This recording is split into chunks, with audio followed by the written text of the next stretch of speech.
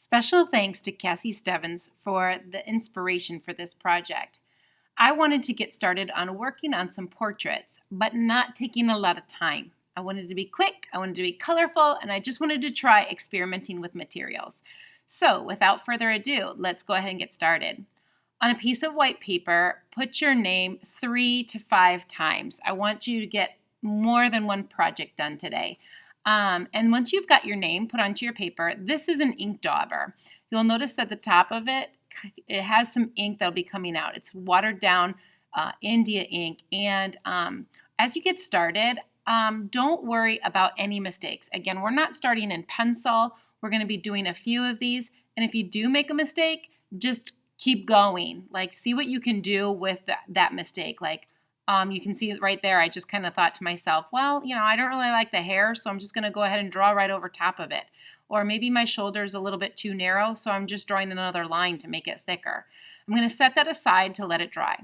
The other thing that I noticed when I started making my first one is, boy, was it hard to fit on the eyes, nose, and mouth into that U-shaped head. And so every time that I started making my faces for this project, the U shape got a little bit bigger.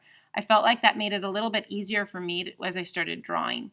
So, with this ink dauber, it's pretty large. It's not very small. So don't worry about making mistakes. These are just going to be quick character, cartoon-like images.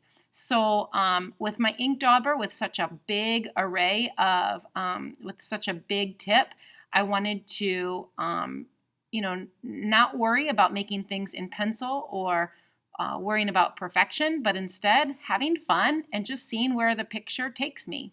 Okay, not spending a lot of time on details, just making some fun, quick character type portraits for this project.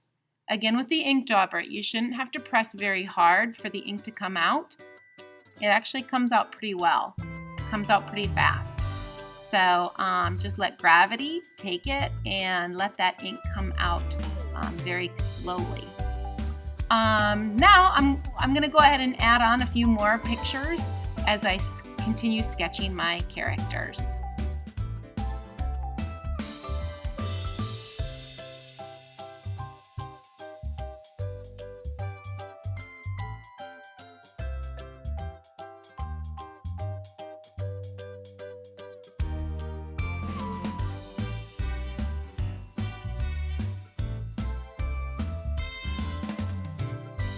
Now, to move on to the rest of my materials, I grabbed some of this Stay Flow liquid starch from Walmart and I poured it into a dish. The other material you're going to need today is some of these chalk pastels. I pulled out the box so you could see what it looks like before we use it. When you're done with your chalk pastels, please place them back into the box in a flat way so that the lid will fit on. Okay, so let's go ahead and get started working on my project. This was still a little bit damp, so I just took a towel and tried to dab off any of the extra liquid and let that dry.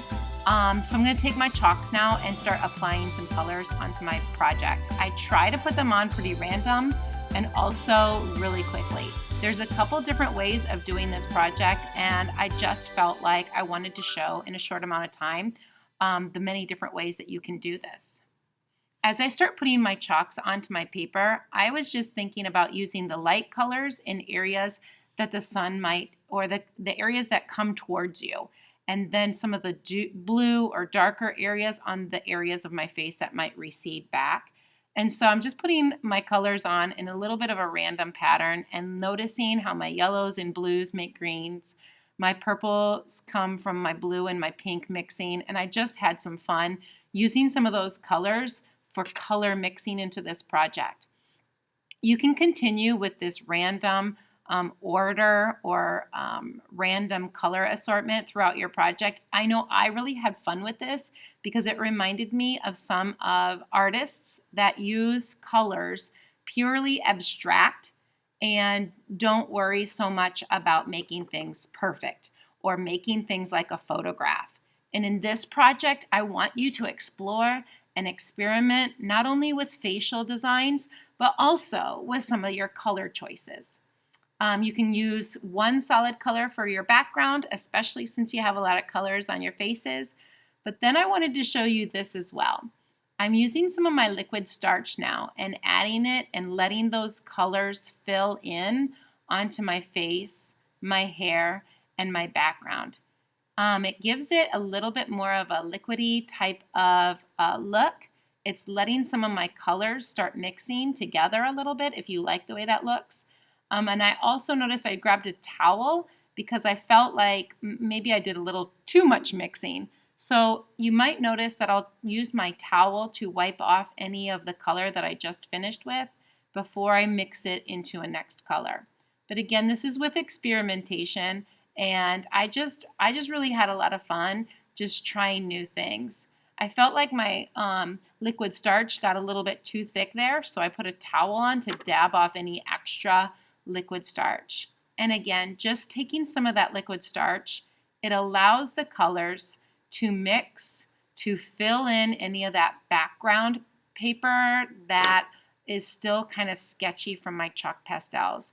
It gives it kind of a painterly, wet look that I'm kind of trying to go for with this project, and just to have fun and to go with it and not worry about mistakes and not worry about perfection, but just to try things. And to be honest, I just loved the way this turned out.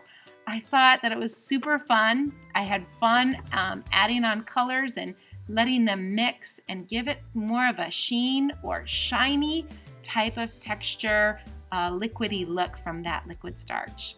So anyway, enjoy, boys and girls. I hope you have fun with this project today.